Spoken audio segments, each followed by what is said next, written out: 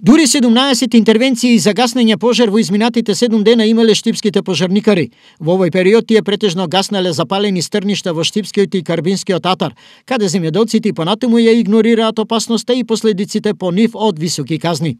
Тоа не укажува дека во овој период се почесто се палат и тоа најчесто селаните палат кога времето е со ветар, односно за побрзо да изгоре старата трева и трската, а тоа ни создава големи проблеми. Освен по нивите, пожарникарите гаснели оџаци кои се испостави дека биле сериозен ризик за потенцијално големи пожари, како на пример безмалку дотемнала изгорена куќа во населбата Суитлак. Иако сме при крај на грејната сезона, опасностите се големи и од ТПП Штип повторно апелираат. Така да би апелирал пред се до граѓаните да не палат, а од друга страна би ги замолил и надлежните инспекцијски служби да излезат на терен и да го спречиме неовластеното палење на стрништа, сува трева и сува трска.